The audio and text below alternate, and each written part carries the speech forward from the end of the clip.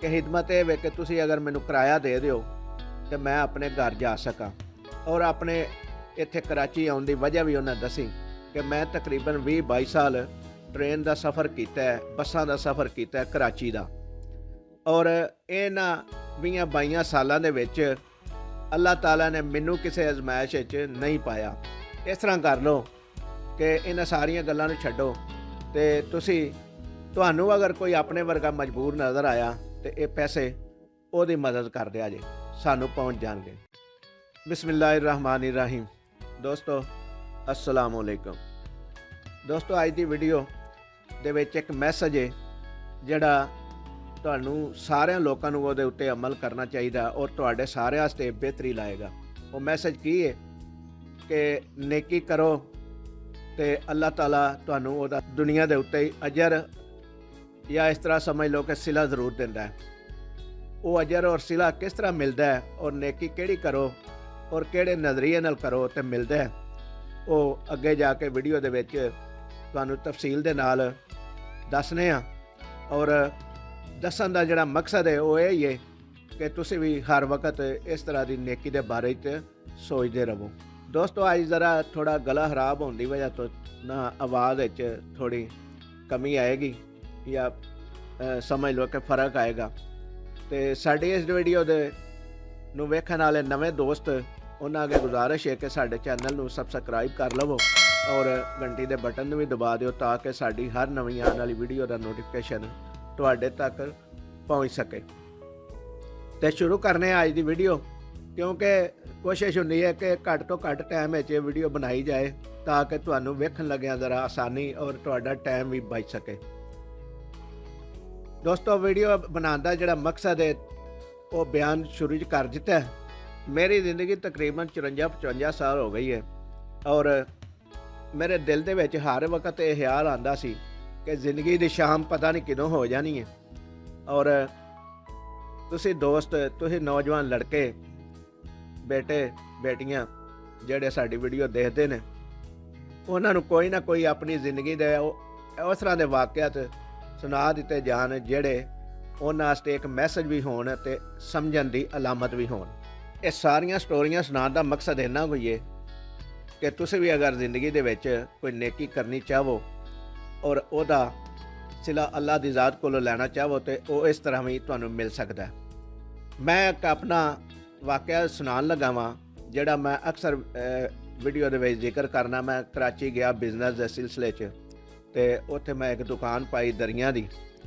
ते अज भी ये उस दुकान का एक वाक़या है। मैं जो सुबह दुकान खोलण वास्ते गया तो नाल दा मेरा दुकानदार मैनू आवाज़ दे के कहंदा है कि तुहाडा एक मेहमान आए है तुहाडे गखड़ दा, वो तुहानू मिलना चाहता है। तो मैं उन्होंने कहा कि मेरा किहड़ा गखड़ दा मेहमान आया जिहड़ा तेरी दुकान विच मैनू नज़र नहीं आया और मैनू तू दस रहा।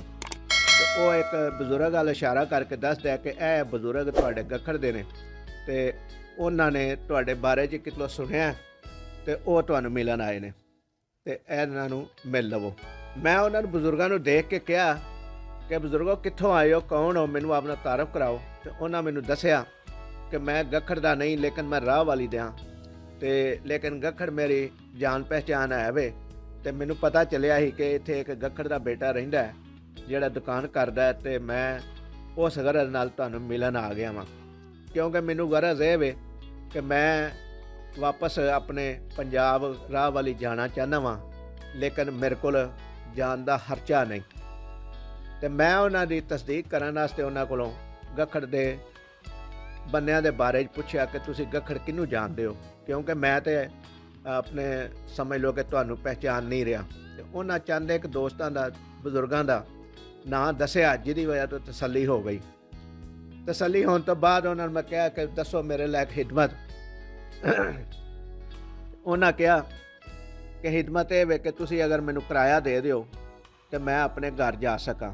और अपने इत्थे कराची आउण दी वजह भी उन्हें दसी कि मैं अपनी घर वाली नाल लड़ के बकरी वेच के ते इत्थे आ गया। तो आके मैं ये सोचा कि पापोश नगर इलाका है, महल्ला है, उत्थे मेरा एक दोस्त रहिंदा है तो मैं उहदे घर जाके रवांगा और जो साडी नाराज़गी खत्म होएगी तो मैं वापस चला जाऊँगा। लेकिन मैनू वो दोस्त अपना नहीं मिलिया ਜਿਹਦੀ ਵਜ੍ਹਾ ਤੋਂ ਮੈਂ ਪੈਪਾਂ ਦੇ ਵਿੱਚ ਰਹਿ ਕੇ ਆਪਣੇ ਦਿਨ ਗੁਜ਼ਾਰੇ ਨੇ ਔਰ ਮੈਂ ਭੁੱਖ ਦੀ ਵਜ੍ਹਾ ਤੋਂ ਬਿਮਾਰ ਵੀ ਹੋ ਗਿਆ ਵਾਂ। ਤੇ ਹੁਣ ਮੇਰਾ ਦਿਲ ਲੈ ਕੇ ਮੈਂ ਟੁਰ ਜਾਵਾਂ। ਮੈਂ ਮੰਗਣ ਵਾਲਾ ਨਹੀਂ, ਅਗਰ ਮੰਗਣਾ ਹੁੰਦਾ ਤੇ ਮੈਨੂੰ ਇਹ ਸਾਰੀ ਸਟੋਰੀ ਦੱਸਣ ਵਾਸਤੇ ਤੁਹਾਨੂੰ ਨਾ ਲੱਭਣਾ ਪੈਂਦਾ ਔਰ ਤੁਹਾਡੇ ਅੱਗੇ ਗਰਜ਼ ਨਾ ਰੱਖਦਾ। ਮੈਂ ਉਹਨਾਂ ਦੀ ਖਿਦਮਤ ਕੀਤੀ, ਪੁੱਛਿਆ ਕਿੰਨਾ ਕਿਰਾਇਆ ਲੱਗਦਾ ਹੈ ਟ੍ਰੇਨ ਦਾ। ਉਸ ਵਕਤ ਟ੍ਰੇਨ ਦਾ ਕਿਰਾਇਆ ਤਕਰੀਬਨ 125-150 ਰੁਪਇਆ ਹੈ ਸੀ ਗੁਜਰਾਲੇ ਦਾ। ਮੈਂ ਉਹਨਾਂ ਨੂੰ ਉਹ ਕਿਰਾਇਆ ਦਿੱਤਾ ਤੇ ਦੇਣ ਤੋਂ ਬਾਅਦ ਥੋੜ੍ਹਾ ਜੇਬ ਖਰਚ ਵੀ ਦਿੱਤਾ ਤਾਂ ਕਿ ਰਸਤੇ ਦੇ ਵਿੱਚ ਵੀ ਅਗਰ ਉਹ ਕੁਝ ਖਾਣਾ ਚਾਹਣ ਤੇ ਉਹ ਖਾ ਪੀ ਸਕਣ, ਕਿਉਂਕਿ ਸਸਤਾਈ ਦਾ ਜ਼ਮਾਨਾ ਸੀ ਅੱਜ ਦੇ ਦੌਰ ਦੇ ਹਿਸਾਬ ਨਾਲ। ਉਸ ਵਕਤ ਸਸਤਾ ਸੀ, ਲੇਕਿਨ ਉਸ ਦੌਰ ਦੇ ਹਿਸਾਬ ਨਾਲ ਉਸ ਵਕਤ ਵੀ ਉਹ ਮਹਿੰਗਾ ਹੀ ਸੀ ਤਕਰੀਬਨ। ਤੇ ਮੈਂ ਉਹਨਾਂ ਨੂੰ ਕਿਹਾ ਕਿ ਇਹ ਤੁਸੀਂ ਮੈਨੂੰ ਪੈਸੇ ਕਿਵੇਂ ਵਾਪਸ ਕਰੋਗੇ, ਜਾਂ ਉਹਨਾਂ ਮੇਰੇ ਅੱਗੇ ਸਵਾਲ ਕੀਤਾ ਕਿ ਮੈਂ ਤੁਹਾਨੂੰ ਇਹ ਪੈਸੇ ਕਿਵੇਂ ਵਾਪਸ ਕਰਾਂ ਜਾਂ ਕਿੱਥੇ ਦਿਆਂ। ਤੇ ਉਹਨਾਂ ਇੱਕ ਬਜ਼ੁਰਗਾਂ ਦਾ ਨਾਂ ਲਿਆ ਸੀ, ਹਾਜੀ ਗੁਲਾਮ ਨਬੀ ਮੰਗੇ ਹਾਂ। ਉਹ ਬਜ਼ੁਰਗ ਅਸੀਂ ਸਾਨੂੰ ਜਾਣਦੇ ਸਨ ਔਰ ਅਸੀਂ ਵੀ ਉਹਨਾਂ ਨੂੰ ਬੜਾ ਅੱਛੇ ਤਰੀਕੇ ਨਾਲ ਜਾਣਦੇ ਹਾਂ, ਕਿਉਂਕਿ ਮੇਰੇ ਵਾਲਿਦ ਸਾਹਿਬ ਦੇ ਉਹ ਦੋਸਤ ਵੀ ਸਨ, ਭਾਈ ਵੀ ਸਨ, ਮਤਲਬ ਦੋਹਰੇ ਰਿਸ਼ਤੇ ਸਨ ਉਹਨਾਂ ਦੇ ਨਾਲ ਇਹ ਹਲਾਕ ਦੇ। ਤੇ ਮੈਂ ਕਿਹਾ ਕਿ ਉਹਨਾਂ ਨੂੰ ਦੇ ਦਿਆ ਜੀ, ਉਹ ਸਾਨੂੰ ਦੇ ਦੇਣਗੇ। ਔਰ ਫਿਰ ਮੈਂ ਉਹਨਾਂ ਨੂੰ ਇਹ ਵੀ ਆਖਿਆ ਕਿ ਬਜ਼ੁਰਗੋ, ਮੈਂ ਅਗਰ ਕਦੀ ਪੰਜਾਬ ਆਇਆ ਤਾਂ ਆਪਣਾ ਐਡਰੈਸ ਦੇ ਦਿਓ ਤਾਂ ਕਿ ਮੈਂ ਤੁਹਾਨੂੰ ਉਸ ਐਡਰੈਸ 'ਤੇ ਮਿਲ ਕੇ ਤੇ ਤੁਹਾਡੇ ਕੋਲੋਂ ਇਹ ਲੈ ਲਾਂਗਾ। ਇਸ ਤਰ੍ਹਾਂ ਕਰ ਲਓ ਕਿ ਇਹਨਾਂ ਸਾਰੀਆਂ ਗੱਲਾਂ ਨੂੰ ਛੱਡੋ ਤੇ ਤੁਹਾਨੂੰ ਅਗਰ ਕੋਈ ਆਪਣੇ ਵਰਗਾ ਮਜਬੂਰ ਨਜ਼ਰ ਆਇਆ ਤੇ ਇਹ ਪੈਸੇ ਉਹਦੀ ਮਦਦ ਕਰ ਦਿਆ ਜੇ, ਸਾਨੂੰ ਪਹੁੰਚ ਜਾਣਗੇ। ਦੋਸਤੋ, ਇਹ ਇੱਕ ਤਰੀਕਾ ਸੀ, ਇਹ ਇੱਕ ਗੱਲ ਸੀ ਜਿਹੜੀ ਹੀਰ ਤੇ ਤੁਹਾਨੂੰ ਮੈਂ ਦੱਸੀ ਕਿ ਕਿਸੇ ਮਜਬੂਰ ਦੀ ਖਿਦਮਤ ਕਰਦੇ ਆ ਜੇ ਇਹਨਾਂ ਪੈਸਿਆਂ ਦੇ ਨਾਲ ਤੇ ਸਾਡੇ ਤੱਕ ਪਹੁੰਚ ਜਾਣਗੇ। ਇਹ ਸਾਨੂੰ ਕਿਸੇ ਬਜ਼ੁਰਗ ਨੇ ਗੱਲ ਸਮਝਾਈ ਸੀ ਕਿ ਕਿਸੇ ਦੀ ਮਦਦ ਕਰਨ ਲੱਗਿਆ ਵਾਪਸੀ ਦਾ ਤਕਾਜ਼ਾ ਨਾ ਕਰਿਆ ਜੇ। ਇਹ ਲਫ਼ਜ਼ ਬੋਲਦੇ ਆ ਜੇ ਕਿ ਕਿਸੇ ਮਜਬੂਰ ਦੀ ਮਦਦ ਕਰ ਰਿਹਾ ਜੇ ਆਪਣੇ ਵਰਗੇ ਦੀ, ਜਿਵੇਂ ਤੁਹਾਡੀ ਇਸ ਵਕਤ ਮਜਬੂਰੀ ਬਣੀ ਹੈ ਤੇ ਸਾਡੇ ਤੱਕ ਪੈਸੇ ਪਹੁੰਚ ਜਾਣਗੇ। ਤੇ ਦੋਸਤੋ, ਇਹ ਕੁਲੀਆ ਜਿਹੜਾ ਸਾਨੂੰ ਜਿਹੜੇ ਬਜ਼ੁਰਗ ਨੇ ਦੱਸਿਆ, ਉਹ ਕੁਲੀਆ ਅਸੀਂ ਇਸਤੇਮਾਲ ਕੀਤਾ ਕਈ ਜਗ੍ਹਾ 'ਤੇ, ਕਈਆਂ ਦੋਸਤਾਂ ਦੇ ਨਾਲ ਜਿਨ੍ਹਾਂ ਦੀ ਮਦਦ ਕਰਨੀ ਹੁੰਦੀ ਸੀ ਜਾਂ ਜ਼ਰੂਰਤ ਹੁੰਦੀ ਸੀ ਜਾਂ ਜਿਹੜਾ ਗਰਜ਼ ਕਰਦਾ ਸੀ, ਤੇ ਇਸ ਤਰੀਕੇ ਦੇ ਨਾਲ ਹੀ ਅਸੀਂ ਉਹਦੀ ਮਦਦ ਕਰਦੇ ਹਾਂ। ਤੇ ਉਹਦਾ ਜਿਹੜੇ ਸਿਲੇ ਵਾਲੀ ਗੱਲ ਹੈ ਜਾਂ ਅਜਰ ਵਾਲੀ ਗੱਲ ਉਹ ਇਹ ਵੇ ਕਿ ਮੈਂ ਤਕਰੀਬਨ 20-22 ਸਾਲ ਟ੍ਰੇਨ ਦਾ ਸਫ਼ਰ ਕੀਤਾ ਹੈ, ਬੱਸਾਂ ਦਾ ਸਫ਼ਰ ਕੀਤਾ ਹੈ ਕਰਾਚੀ ਦਾ। ਔਰ ਇਹਨਾਂ 20-22 ਸਾਲਾਂ ਦੇ ਵਿੱਚ ਅੱਲਾਹ ਤਾਲਾ ਨੇ ਮੈਨੂੰ ਕਿਸੇ ਅਜ਼ਮਾਇਸ਼ ਵਿੱਚ ਨਹੀਂ ਪਾਇਆ। ਮੈਂ ਇਹ ਸਮਝਦਾ ਰਿਹਾ ਕਿ ਜਿਹੜਾ ਮੈਂ ਅਜ਼ਮਾਇਸ਼ ਵਿੱਚ ਨਹੀਂ ਪਿਆ ਤੇ ਇਹਦਾ ਅਜਰ ਮੈਨੂੰ ਉਸੇ ਤਰੀਕੇ ਨਾਲ ਹੀ ਪਿਆ ਮਿਲਦਾ ਜਿਹੜੇ ਤਰੀਕੇ ਦੇ ਨਾਲ ਮੈਂ ਕਿਸੇ ਦੀ ਮਦਦ ਕਰਕੇ ਤੇ ਕਿਹਾ ਕਿ ਜਨਾਬ ਮੇਰੀ ਜਗ੍ਹਾ 'ਤੇ ਜਿਸ ਤਰ੍ਹਾਂ ਤੁਸੀਂ ਇਸ ਵਕਤ ਮਜਬੂਰ ਹੋ, ਇਸ ਤਰ੍ਹਾਂ ਦਾ ਕੋਈ ਮਜਬੂਰ ਬੰਦਾ ਮਿਲਿਆ ਤੇ ਇਹ ਪੈਸਿਆਂ ਦੀ ਮਦਦ ਉਹਨੂੰ ਕਰ ਦਿਆ ਜੇ, ਸਾਡੇ ਤੱਕ ਪਹੁੰਚ ਜਾਣਗੇ। ਕਿਉਂਕਿ ਸਾਡੇ ਤੱਕ ਪਹੁੰਚਣ ਦੀ ਜਿਹੜੀ ਗੱਲ ਹੈ ਉਹ ਇਹ ਹੀ ਹੈ ਕਿ ਅੱਲਾਹ ਤਾਲਾ ਕੋਲੋਂ ਸਾਨੂੰ ਅਜਰ ਇਹਦਾ ਮਿਲ ਜਾਏਗਾ। ਇਹ ਸਾਡਾ ਯਕੀਨ ਹੈ ਖੁਦਾ ਦੀ ਜ਼ਾਤ ਤੇ, ਅੱਲਾਹ ਤਾਲਾ ਉੱਤੇ, ਔਰ ਇਸ ਯਕੀਨ ਦੇ ਨਾਲ ਹੀ ਅਸੀਂ ਆਪਣੀ ਇਹ ਜ਼ਿੰਦਗੀ ਗੁਜ਼ਾਰ ਰਹੇ ਹਾਂ।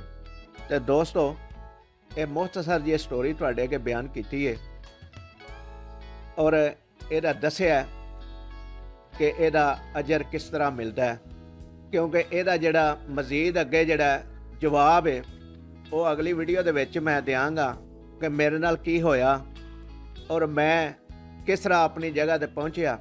ਤੇ ਦੋਸਤੋ, ਅੱਜ ਲਈ ਇੰਨਾ ਹੀ। ਅਗਲੀ ਵੀਡੀਓ ਦੇ ਵਿੱਚ ਇੱਕ ਨਵੀਂ ਸਟੋਰੀ ਦੇ ਨਾਲ ਤੁਹਾਡੀ ਖਿਦਮਤ ਵਿੱਚ ਹਾਜ਼ਰ ਹੋਵਾਂਗੇ।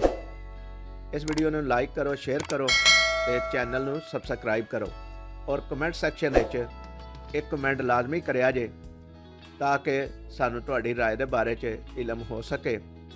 ਅੱਲਾਹ ਤਾਲਾ ਸਾਡਾ ਤੇ ਤੁਹਾਡਾ ਹਾਮੀ ਨਾਸਿਰ ਹੋਵੇ। ਅੱਲਾਹ ਨਿਗਹਿਬਾਨ।